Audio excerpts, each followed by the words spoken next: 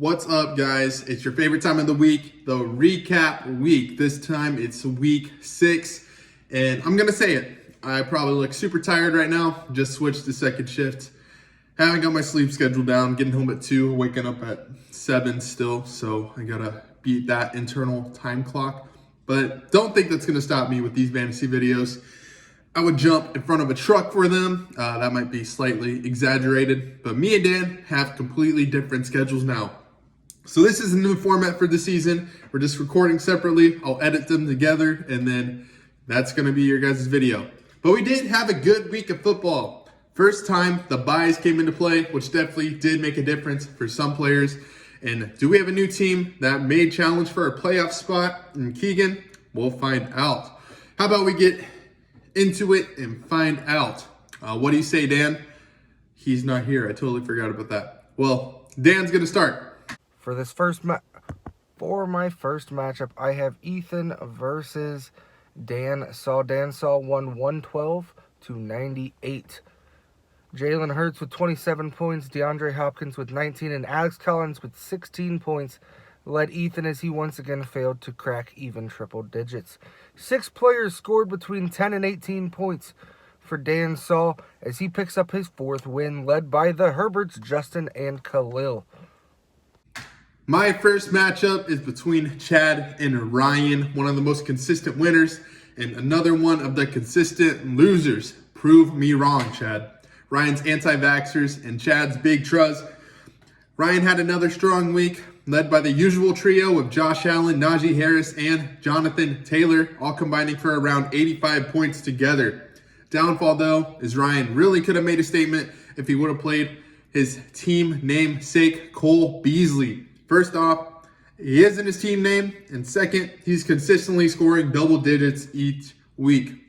If he would have played him over LaVisca, Ryan would have gotten an extra 10 points.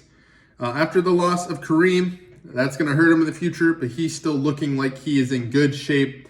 As for now, Chad is 2-4. As for Chad, he is now 2-4. It was pretty ugly.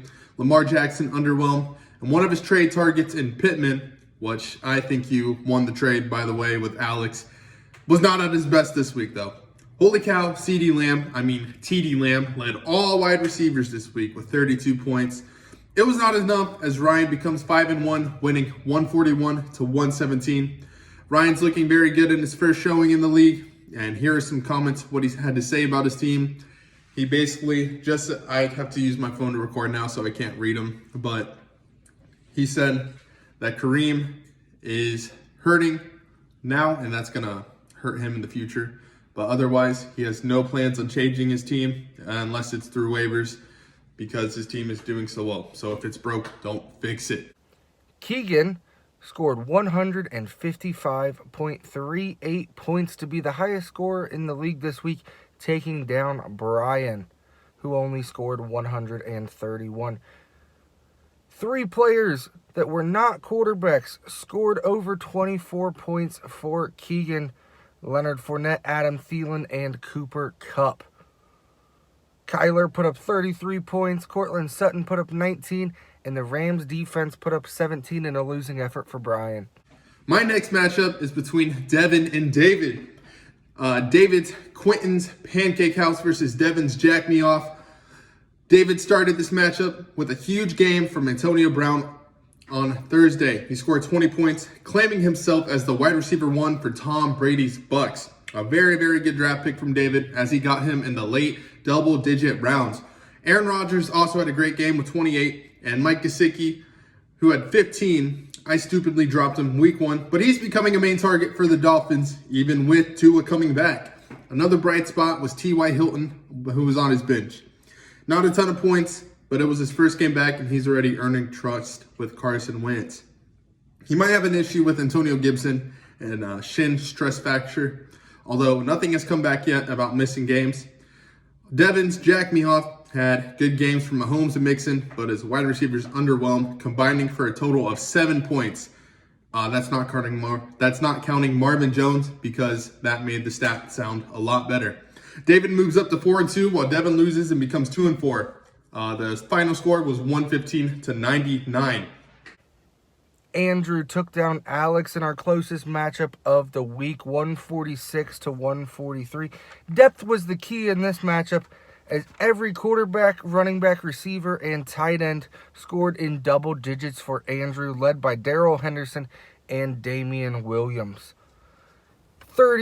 Almost 35 points from King Henry wasn't enough for Alex to overcome, as he narrowly loses in this matchup.